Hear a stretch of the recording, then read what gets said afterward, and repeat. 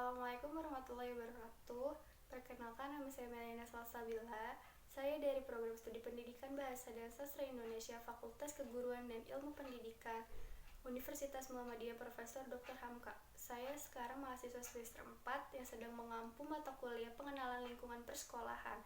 Saya ditugaskan untuk mewawancarai kepala sekolah, guru bidang studi pendidikan bahasa Indonesia, dan alumni tahun 2020. Bagaimana karakteristik umum peserta didik di SMA di Kalapan ini, Bu? Pada dasarnya karakteristik anak-anak di sini sih bagus ya.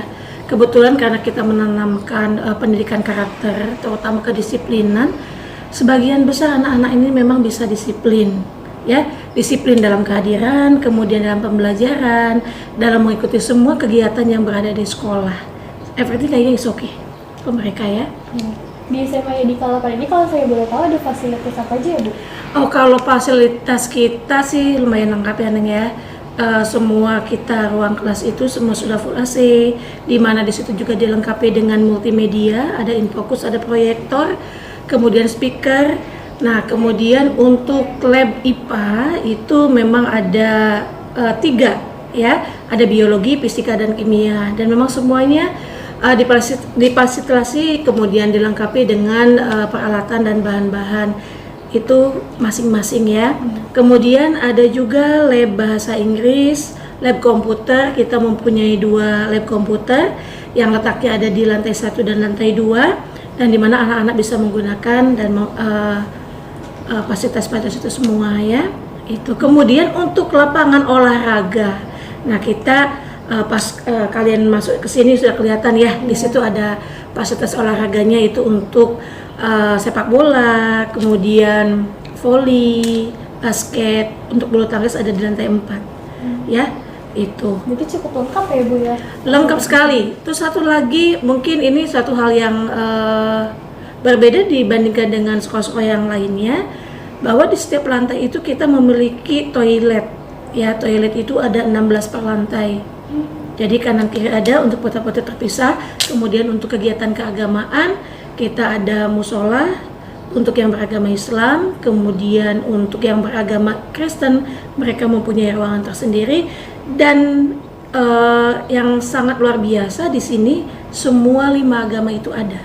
Ya, agama Islam, Kristen, Hindu, Buddha, kemudian Katolik, dan dengan guru mereka masing-masing dengan ruangannya mereka masing-masing.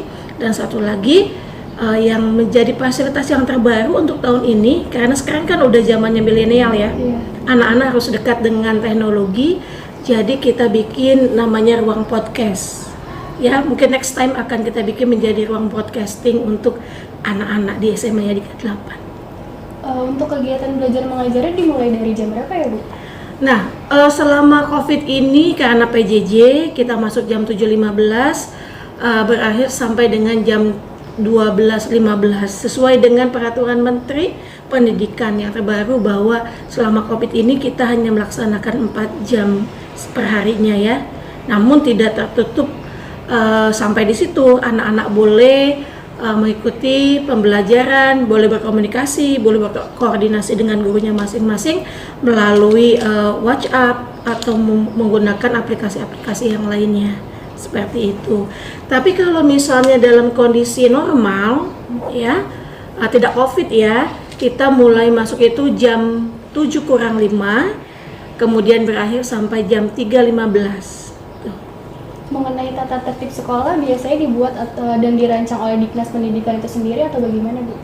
Nah, kalau untuk tata tertib atau peraturan di sekolah, kita memang mempunyai peraturan sendiri ya, baik dari Yayasan Abdikarya maupun intern kita di SMA Yadika 8. Nah, semua peraturan-peraturan itu tentunya dibuat agar memang kegiatan pembelajaran itu bisa berjalan dengan baik, dan semua peraturan yang berlaku di SMA Yadika 8 itu tidak berbenturan dengan peraturan yang ada di Dinas Pendidikan. Gitu. Untuk struktur organisasi di sekolah ini ada apa saja ya, Bu? Struktur organisasi sama dengan yang mungkin di tempat lain ya.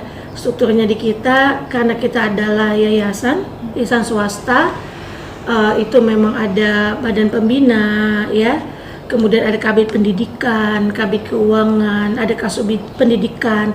Tapi kalau di kita sendiri di intern di SMA Yadika 8, mulainya dari ada kepala sekolah, kemudian dibantu oleh wakil kurikulum, kemudian wakil kesiswaan, kemudian ada KTU yang membawahi semua tata usaha dan karyawan. Nah, kemudian di situ pun ada guru-gurunya, kemudian untuk menghandle per kelasnya itu memang ada wali kelasnya gitu. Biasanya di sekolah ini suka mengadakan study tour atau tidak, Bu? Setidaknya memang 1 tahun sekali ya. Di sini memang untuk memberikan motivasi yang lebih kepada anak-anak bahwa belajar itu memang bisa dilakukan di luar sekolah. Tentunya untuk pelaksanaan study tour ini dilihat daripada kebutuhan si anak ya. Misalnya kita mengunjungi museum-museum ya, kemudian mengunjungi tempat-tempat penelitian atau kampus-kampus nih. Rata-rata kita di beberapa tahun belakangan ini kita mendatangi istilahnya go to kampus ya, jadi anak-anak bisa membuka mindsetnya after graduate dari SMA YK 8 ini mereka mau melanjutkan ke universitas negeri mana atau ke swasta yang mana dengan pilihan prodi yang tepat untuk mereka. Untuk ekstrakurikuler di sekolah ini ada apa aja ya, Bu? Untuk ekskulnya banyak ya, kebetulan untuk di sini itu ada paskibra, kemudian ada pramuka. Ada untuk olahraganya kita ada futsal, kemudian basket, voli, bulu tangkis, ada taekwondo ya. Kemudian untuk seninya kita ada paduan suara, kemudian ada musik juga ya. Kemudian untuk yang sekarang yang tadi saya katakan bahwa di sini mulai tahun ajaran baru ini kita adakan ekskul yang baru yang berkaitan dengan teknologi ya, dengan medsos atau segala macamnya yang kita bilang itu untuk podcast, fotografi. Next mungkin kita akan bikin untuk broadcasting ke depannya gitu. Jadi anak-anak ini kita fasilitasi dengan fasilitas yang kita punya, kita support mereka supaya mereka bisa kreatif ya, kemudian bisa menghasilkan suatu karya dan mereka tidak membuang-buang waktu untuk hal-hal yang negatif ya. Mereka bisa show up talentnya mereka, kemampuan mereka di bidang podcast atau di bidang yang lainnya gitu ya. Kehidupan saya udah jadi Yesi selaku guru bahasa Indonesia di SMA Yadika 8. Apakah dalam mengikuti KBM terutama bahasa Indonesia ada peraturan-peraturan khusus yang diterapkan untuk meningkatkan kedisiplinan siswa dan hasil belajar siswa selain tata tertib yang bersifat umum yang diterapkan di sekolah ini, Bu? Bahasa Indonesia tentunya disiplin pada waktu kedatangan, datang tepat waktu, kemudian disiplin juga mengikuti materi pelajaran bahasa Indonesia, kemudian disiplin juga dalam menyerahkan tugas-tugas yang diberikan oleh guru bahasa Indonesia. Apa contoh kegiatan formal pengembangan kompetensi siswa terutama yang berkaitan dengan bahasa Indonesia yang dikembangkan di SMA Yadika 8 ini, Bu? Ya, kegiatan formal yang diterapkan sesuai dengan pelajaran bahasa Indonesia tentunya yang kami harapkan adalah siswa SMA Yadika 8 bisa menggunakan bahasa Indonesia dengan baik dan benar. Penggunaan bahasa Indonesia dengan baik itu adalah penggunaan bahasa Indonesia sesuai dengan situasi dan kondisi. Kemudian penggunaan bahasa Indonesia yang benar disesuaikan dengan PUEB, Pedoman Umum Ejaan Bahasa Indonesia. Nah, tadi dikaitkan dengan kegiatan formal. Jadi dituntut bagaimana siswa bisa mengikuti atau berperan langsung dalam kegiatan formal. Misalnya menjadi pembawa acara atau misalnya dalam upacara siswa itu bisa membacakan teks ataupun dengan membacakan pembawa acara itu dengan baik dan benar tentunya. Selanjutnya, pendidikan karakter apa saja yang dijadikan kebiasaan di sekolah ini untuk menciptakan siswa yang berkarakter, Bu? Ya, pendidikan berkarakter. Tadi di awal sudah saya katakan bahwa penerapan disiplin itu yang paling utama. Nah, di sini disiplin untuk membentuk karakter siswa. Disiplin bagaimana siswa itu datang tepat waktu, bagaimana siswa itu mengerjakan tugas dengan tepat waktu, dan juga disiplin dalam religi. Ya, di sini juga berkarakter bagaimana siswa itu melaksanakan ajaran agama yang dianutnya. Pertanyaan terakhir Bu, bagaimana program literasi di sekolah SMA di Kalapan ini? Program literasi di SMA ke-8 ini tetap berjalan walaupun kita mengadakan PJJ, pembelajaran jarak jauh, tapi tetap literasi itu diadakan, tetap diingatkan kepada siswa bahwa harus tetap membaca dan membaca. Kalau di pelaksanaan pembelajaran sebelum masa COVID ini tetap dilakukan literasi, yaitu sebelum memulai pelajaran, ya pelajaran apapun itu tetap kita terapkan literasi 10 menit sebelum pelajaran dimulai. Sebelumnya, gimana sih perasaan Davin ketika lulus di tahun 2020, sekarang yang sedang berlangsungnya COVID-19 ini? Senengnya sih nggak ada UN ya, Nah, di angkatannya saya. Tapi nggak enaknya tuh tidak ada perpisahan sama nggak ada itu jalan-jalannya itu, Kak. jadi nggak dapat Kita itu tahu feel-nya berdatangan. ya? Jadi nggak dapat feel-nya perpisahannya ya? Iya, nggak dapet. Davin, Tahu-tahu langsung udah berusaha aja. Davin selama di SMA Yadika ini ikutin eskul gak sih? Ikut sih, ikut futsal. Ikut. Tapi nggak terlalu sering.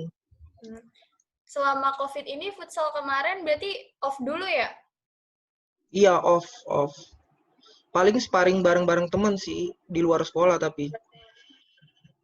Menurut kamu tuh pembelajaran di dalam kelas yang dilakukan apakah sudah sudah sesuai aturannya atau belum, Vin? Kebanyakan sih udah sesuai aturan, cuma mungkin menurut saya sih ada beberapa guru yang mungkin sistem pembelajarannya itu masih itu loh, satu arah gitu. Kayak yang cuma itu aja ya yang Iya, dilihat satu ya? arah doang. Dengerin guru udah selesai. Karena padahal kan di kurikulum 2013 kan ada siswa yang lebih aktif kan sebenarnya. Kayak gitu sih. Bagaimana pendapat kamu tentang guru-guru di SMA Yadika 8, Vin? Baik-baik sih, asik orang gurunya, suka-suka bercanda juga sih. Apalagi kayak Bu Iwi, terus si Pak Dasril, gitu-gitu deh. Oke.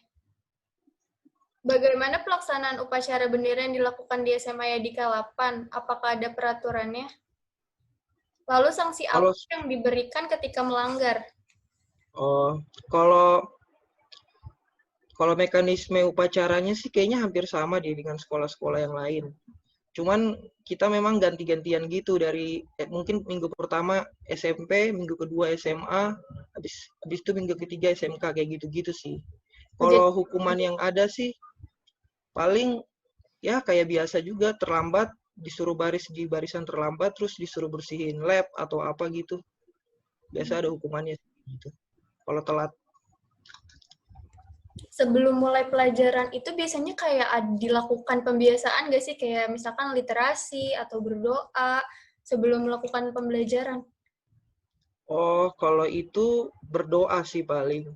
Berdoa. Terus kalau nggak salah tuh dulu pernah juga tuh waktu aku kelas 11, setiap hari Jumat kalau nggak salah. Mungkin diselang-seling minggu pertama senam sebelum kegiatan KBM atau enggak ini literasi baca buku gitu sih. Oh gitu ya. Iya. Ya paling sering ya berdoa sih semuanya. Berdoa ya, soalnya kan sebelum belajar ya kan. Iya, berdoa dulu. Pengalaman yang kamu dapetin selama di SMA Yadika 8 tuh apa aja sih, Vin? Kalau boleh tahu? Wah, banyak sih. Pengalamannya sih seneng sih punya teman-teman yang asik-asik di sana. Terus juga nggak beda-bedain teman kan, guru-gurunya juga asik-asik. Lebih enjoy gitu belajarnya sih. Kalau pengalaman yang gak enaknya sih paling tugasnya bisa banyak bet gitu. Banyak kayak keteter ya Iya, soalnya. kadang-kadang suka banyak tugasnya.